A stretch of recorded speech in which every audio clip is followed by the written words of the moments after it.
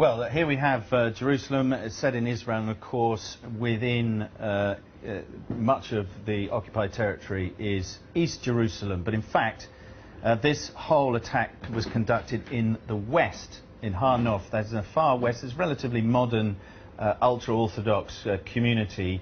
High concentration of very religious Jews. And it's the latest instance in a cycle of violence, isn't it? Yeah, it is. I mean, if you just look at what has been going on recently, back on, in October, and then soon after that, about a week later, in November, there were 2 car attacks. In the French Hill incident, a 3-year-old dual national American baby was killed, 1 Israeli, and of course, in both cases, the driver of these 2 vehicles, both from East Jerusalem, were killed.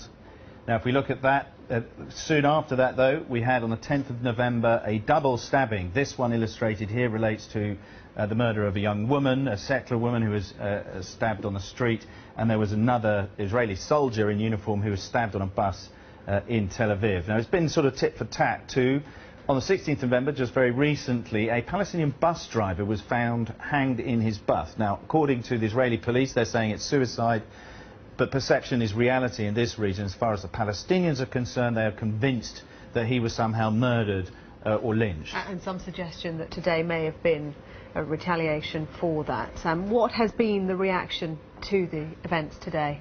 Well, there's been international condemnation, notably and led really by President Obama. Tragically, this is not the first loss of life that we have seen in recent months. Too many Israelis have died, too many Palestinians have died. The murders for today's outrageous acts represent the kind of extremism that threatens to bring all of the Middle East into the kind of spiral from which it's very difficult to emerge, and we know how this violence can get worse over time. A spiral from which it's difficult to emerge. What has been the trigger for this violence, Sam? Well, there are arguments about that, but a lot of it has centred on the issue, as it did in the Second Intifada, of the Dome of the Rock. It was the successful mission onto the Dome of the Rock by Ariel Sharon more than 10 years ago, at the beginning, nearly 15 years ago now, that set off the Second Intifada. Hard-right Israeli politicians have been trying to get up onto the top here. That's the Haram al-Sharif, or Temple Mount. They have access only to the Western Wall. That's for Jews only. Jews are generally, except in very small groups, are banned from the top, and they're not allowed to stop and pray, although they do it surreptitiously. But there has been a lot of pressure to take away ownership, effectively, which actually rests with the Kingdom of Jordan, because this is such a holy shrine, away and contain it entirely under Israeli sovereignty, and that, of course, is a match that could light a powder keg. Yeah, and let's look at the wider implications of this, away from a very small and very significant area. What does this mean?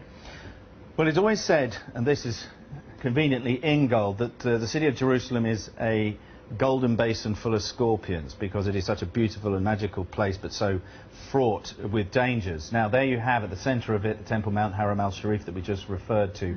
But this is the green line. That is the line that separates West Jerusalem from East Jerusalem. East Jerusalem is considered occupied territory internationally, but it's claimed by the Israelis as the undeniable and unitary part of their unified capital.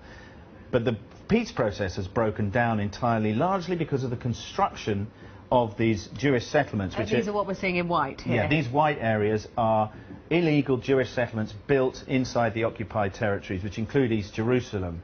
And they are clearly, in the view of many analysts, Palestinians included, but also many, many foreigners as well, designed to block off access to East Jerusalem, so that if there ever was a independent, free Palestinian state, it couldn't have its capital even in East Jerusalem. And it's been these attempts to get sovereignty over the Temple Mount Haram al-Sharif and increase these settlements inside East Jerusalem that has resulted in these frictions coming. And one last point, these red lines are the so-called security fence, and of course everything to the other side, the Israeli side of that, is sealed off from the West Bank, which is partly explains why a lot of the violence is now being generated in East Jerusalem, because it's hard for militants to get across that fence and conduct their attacks inside Jewish areas.